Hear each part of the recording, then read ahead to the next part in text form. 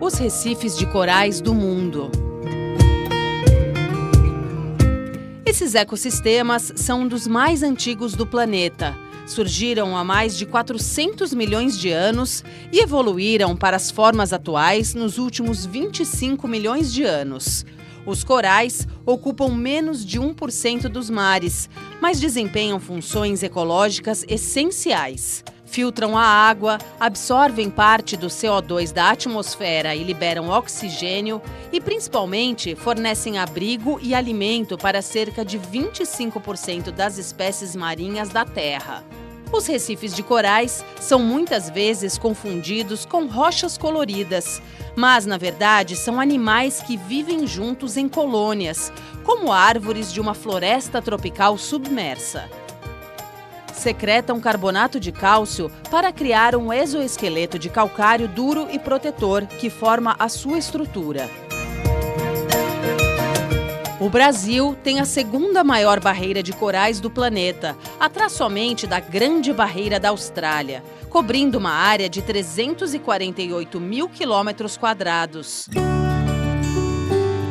Apesar da sua enorme importância, 85% dos recifes do mundo sofrem o pior branqueamento da história, um processo de destruição causado pelo aumento da temperatura das águas dos oceanos, consequência do aquecimento global, resultado de atividades humanas como a queima de combustíveis fósseis. Os cientistas alertam que é preciso conter as emissões de gases de efeito estufa para tentar salvar a tempo o grande berçário da vida marinha.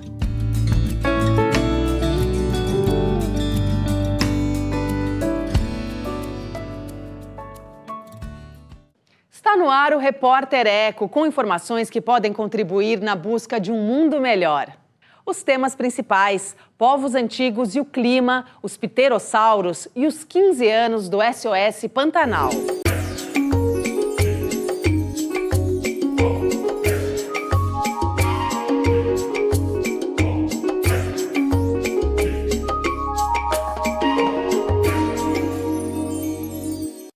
Veja os detalhes do programa de hoje.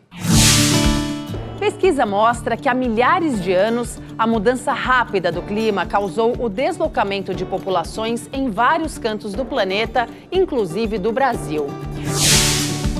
Conheça também os grandes répteis do passado, que tinham a capacidade de voar. E a história do instituto que ajuda na luta pela preservação da maior planície alagável do mundo.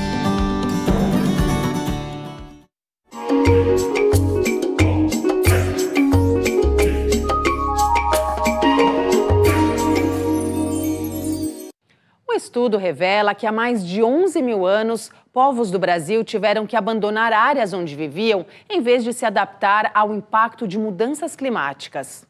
Os cientistas destacam que as alterações do clima há milhares de anos eram diferentes do atual aquecimento do planeta, que é causado pelas ações humanas, como a queima de combustíveis fósseis.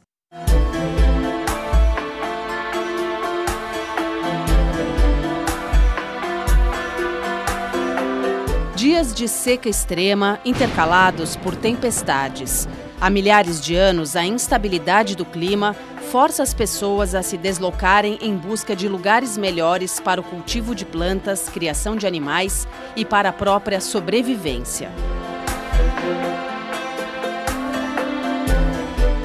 Essa é a conclusão de uma pesquisa realizada por cientistas do Museu de Arqueologia e Etnologia e o Laboratório de Estudos Evolutivos da USP e Universidade Federal do Rio Grande do Sul, que cruzou dados da literatura científica dos últimos 20 anos com informações publicadas em um artigo anterior. A gente não tinha sítios arqueológicos datados de um grande período entre 8.000 e 4.000 anos. E depois apareciam algumas coisinhas por volta de 4.000 anos e depois apareciam os indígenas mais recentes, por volta de 2.000, 1.000 anos atrás. Então aquilo me acendeu assim um questionamento. Por que existia esse abandono da região, esse aparente abandono? A primeira pesquisa apontava para muitas ocupações humanas antigas que desapareciam e retornavam milhares de anos mais tarde, sobretudo na região central do Brasil. Nós conseguimos perceber que outras áreas do Brasil também apresentavam esses padrões, não exatamente nos mesmos tempos, né? E algumas áreas não tinham padrão nenhum, que é o caso do estado de São Paulo. Nós começamos a mapear as áreas onde não tinha gente e no mesmo período áreas que tinha gente. Então deu para perceber mais ou menos, né, a ideia das pessoas fazendo uma dança das cadeiras, elas saindo de uma região e indo para outra. A partir do mapeamento, os cientistas chegaram à conclusão de que as migrações aconteciam provavelmente impulsionadas pela variabilidade climática e não por um único evento. A ideia é que esse pessoal fugiu de condições de extrema imprevisibilidade. Você tem um ano que chove demais, alaga tudo. Aí um monte de plantas morre, os animais fogem. Depois, no ano seguinte, você tem seca por 3 anos seguidos. Depois vem o quarto ano, chove de novo, de maneira que alaga tudo e fica tudo um pandemônio, etc. Então, isso seria um motivo para as pessoas falarem, vamos sair daqui, vamos para outro lugar. E aí, o período onde você tem mais hiatos é entre mais ou menos 8.000 e 4.000, que é o que a gente chama de Holoceno Médio, que é justo quando houve um aquecimento global muito forte, que não era relacionado, no caso, como agora, que é que esse aquecimento global que a gente está tendo é relacionado aos gases de estufa, é relacionado à emissão de petróleo, né? Então, esse que aconteceu no Holoceno Médio, ele foi natural, ele foi uma conjunção da proximidade do Sol com um período de maior atividade solar, a Terra mais próxima, uma conjunção de fatores que fez a temperatura aumentar e isso causou muita instabilidade climática. A região amazônica foi a que mais se destacou pelas migrações. Você pega o rio Amazonas, né, médio, baixo Amazonas, você percebe que quando uma área tem pouca gente, a outra tem bastante gente. E também indo para sul, né, para o lado mais de Carajás, né, que já é a Amazônia, já limite com o Cerrado. O que acontece é que às vezes o pessoal sai daqui, empurra outro pessoal, que por sua vez empurra outro pessoal, que empurra o outro, que vai aparecer na outra área. A pesquisa também ressalta que os grupos humanos que saíam de um lugar para outro levavam também sua cultura e modo de vida. O que as pessoas pensam, os arqueólogos, os antropólogos pensam? Que as populações humanas, elas vão sempre tender a ficar no mesmo lugar e se adaptar ao ambiente de algum jeito. A gente acha que não, que se elas puderem, elas saem fora, para continuar fazendo o que elas sempre fizeram. Olhar para o passado para entender o presente e planejar o futuro. Estabelecer a relação dos deslocamentos humanos causados pela extrema variação do clima há milhares de anos pode nos ajudar a repensar os caminhos para começar a reverter a nossa própria extinção. As populações pré-históricas indígenas, né, que estavam no Brasil, elas tinham uma grande vantagem em relação a gente, que é poder mudar. Né, poder simplesmente sair daquele local, ir para outro e continuar fazendo as suas atividades normalmente, sem grandes traumas. Né. Nós, sociedade industrial, né, baseada em agricultura fortemente, nós somos muito mais suscetíveis, muito mais frágeis, nossa sociedade é mais frágil do que a deles. As soluções todas estão colocadas, né? A gente sabe quais são as soluções. O problema é a implementação dessas soluções.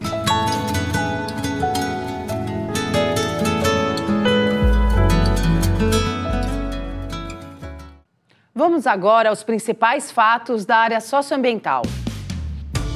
Abril foi o segundo mais quente da história e o 21º mês com temperatura média global acima de 1,5 graus Celsius em relação ao período pré-industrial. Os dados são do Observatório Europeu Copérnicos. A segunda carta divulgada pela presidência da COP30, a Conferência da ONU sobre o Clima, que acontecerá em novembro no Pará, critica formas consideradas atrasadas de combater as mudanças climáticas e propõe novos mecanismos. O documento cita o papel de comunidades afrodescendentes no debate climático, tema que não constava na primeira carta. A Agência Reguladora de Serviços Públicos do Estado de São Paulo suspende a instalação de uma churrascaria em antigo estábulo dentro do Parque da Água Branca, região oeste da capital paulista. O prédio, assim como todo o parque, é tombado pelo patrimônio histórico do estado e da cidade, o que impede qualquer alteração sem aval. Você acompanha a seguir aqui no Repórter Eco. A história dos pterossauros brasileiros, grandes répteis que tinham a habilidade de voar.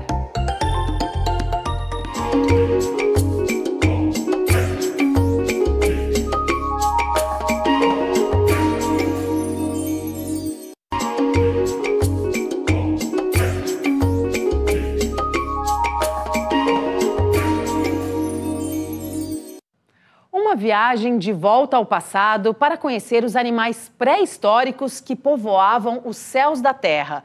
Confundidos com os dinossauros, eram na verdade grandes répteis que tinham a capacidade de voar.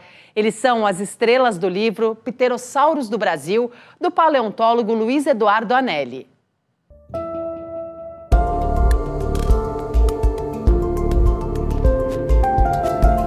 Precursores dos voos nos céus do planeta.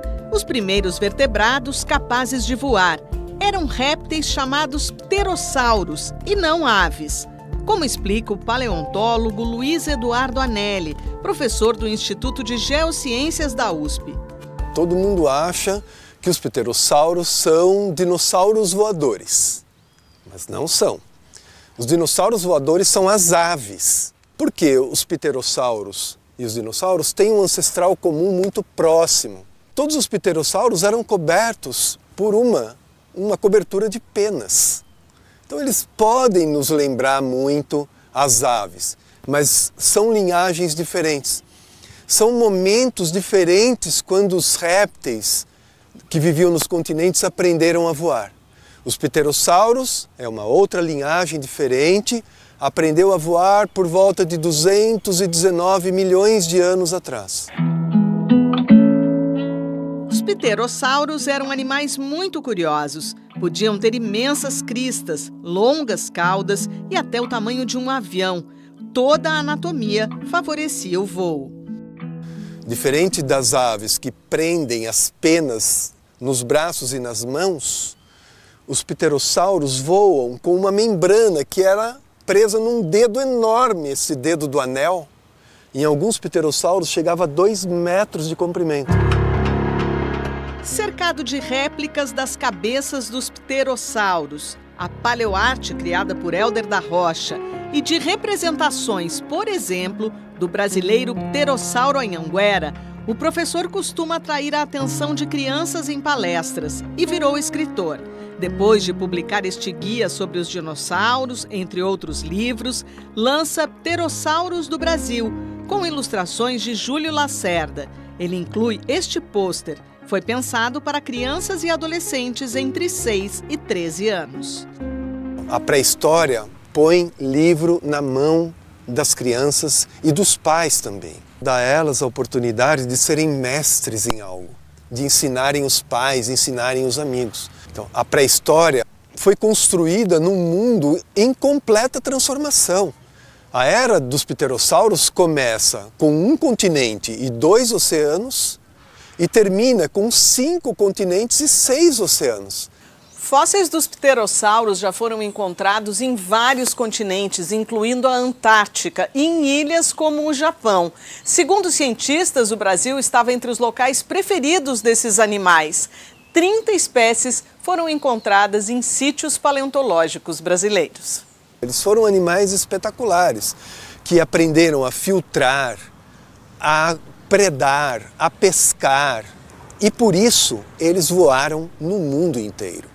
No Ceará tem cerca de 25 espécies, animais com cristas enormes, com cabeças imensas. E no Paraná, na cidade de Cruzeiro do Oeste, aconteceu uma provável catástrofe quando eles se reuniam para nidificar. E a seca, as chuvas não vieram e a seca matou a todos. Quando a chuva veio no outro ano, carregou tudo para o fundo de um lago e nós encontramos isso 100 milhões de anos depois. Nós temos toda a história de um pterossauro muito bonito chamado Kaiowajara dobruski. E mais recentemente, um único esqueleto de um pterossauro chamado Queresdracon foi encontrado lá. No Ceará, fica na Chapada do Araripe. Lá existem a fauna, a flora e a vegetação preservada da caatinga. Os cientistas ainda pesquisam a origem dos pterossauros e, diferente dos dinossauros que geraram as aves, eles desapareceram do planeta sem deixar descendentes. Os pterossauros sumiram. 65 milhões de anos atrás, um asteroide se choca com a Terra, provoca um monte de perturbações, mas os pterossauros, eles desaparecem na sua principal razão, pela mesma razão dos dinossauros e de vários outros animais. Eram animais enormes. E animais enormes, em situações de caos ambiental, eles não sobrevivem, porque eles não encontram alimento, eles demoram muito para se reproduzir.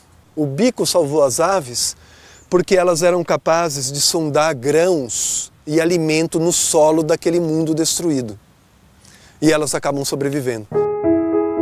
Para o professor Anelli, o conhecimento sobre os animais pré-históricos ajuda na compreensão do mundo em que vivemos hoje. Esta era mesozoica, quando esses animais viveram por 150 milhões de anos, foi uma era quando o mundo onde nós vivemos hoje estava sendo semeado. Nós não compreendemos o mundo que nós vivemos, esta terra, essa atmosfera, os continentes e oceanos e também toda a biologia. Nós não aprendemos se nós não conhecermos a era quando os pterossauros viveram. Então, por isso eles são muito importantes para nós e para as crianças.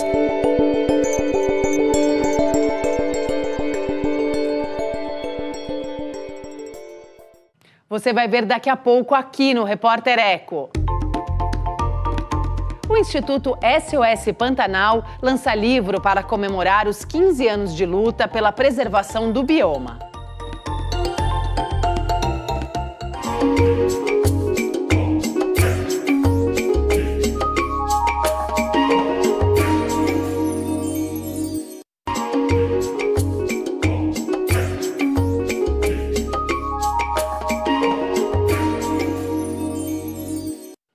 O SOS Pantanal completa 15 anos de projetos e ações em defesa da maior área úmida continental do planeta. A ONG ambientalista manteve o diálogo com os pantaneiros, enfrentou desafios e buscou soluções para combater os incêndios, os desmatamentos e o impacto das mudanças climáticas.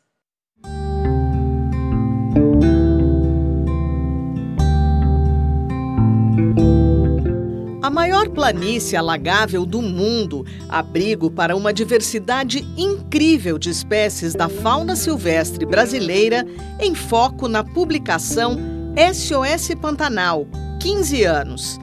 Ela revisita a trajetória do Instituto Socioambiental da Bacia do Alto Paraguai, organização não governamental criada para ajudar a proteger o bioma, que vem sofrendo intensas mudanças provocadas pelas alterações climáticas, entre elas incêndios devastadores.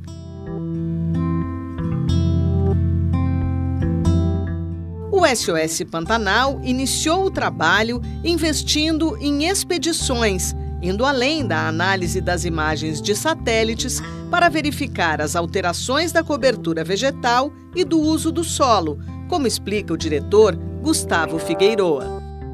A gente começou lançando uma expedição para conhecer as boas práticas, né, de produtores pantaneiros, de comunidades, o que eles estavam fazendo para o desenvolvimento sustentável. E essa expedição já moldou o jeito de como a gente faz as coisas.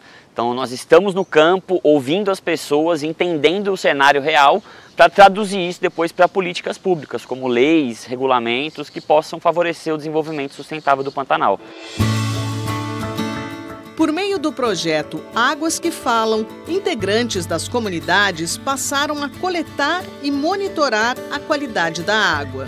Eles coletam e fazem a análise na hora e mandam os resultados para o SOS. Esses resultados são compilados e traduzidos depois em relatórios que vão ser usados para a gente pleitear políticas públicas. E o que a gente tem descoberto é que muitos desses corpos d'água estão com uma qualidade de água péssima ou ruim, e as pessoas que dependem dessa água estão ficando doentes, estão vulneráveis a essa exposição. Pessoas que estão literalmente morando ao lado da água não têm uma água de qualidade para consumir para o dia a dia. Estudo do MAP Biomas, rede colaborativa de mapeamento do uso da terra, indica que o Pantanal é o bioma que mais perdeu superfície de água no país.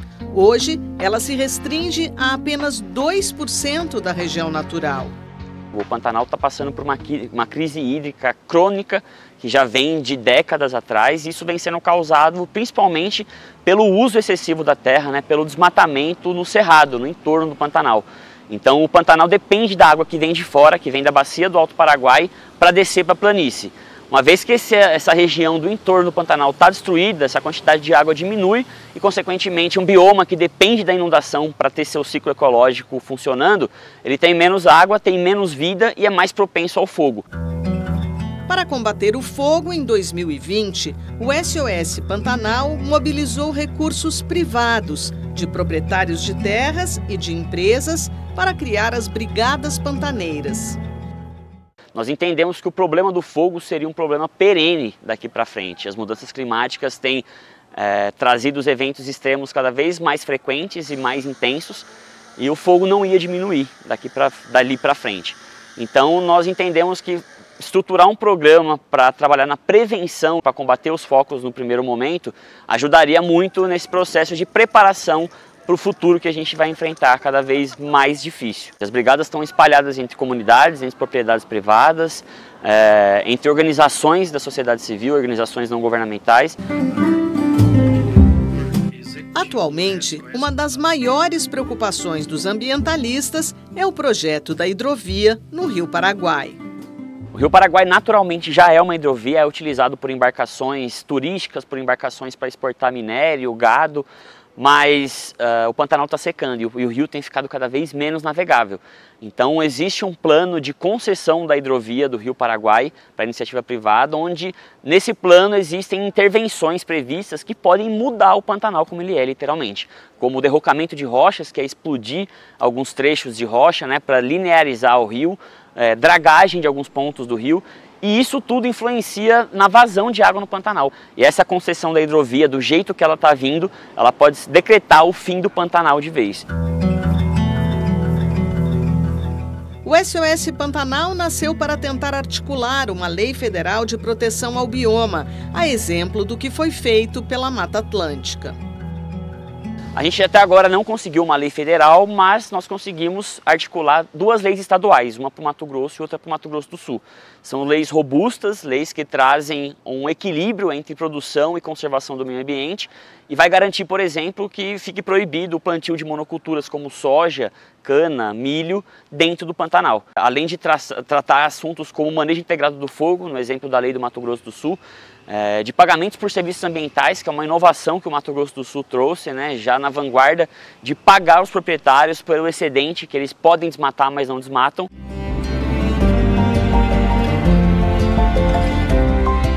Segundo o diretor, a cada conquista surgem novos desafios e nunca é demais lembrar por que é preciso proteger o Pantanal.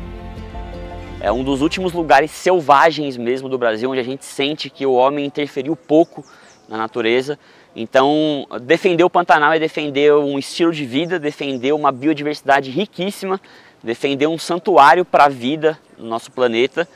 e garantir que os impactos das mudanças climáticas sejam menores no futuro. Uma área úmida como o Pantanal tem uma função crucial na estocagem de carbono e na regulação do clima.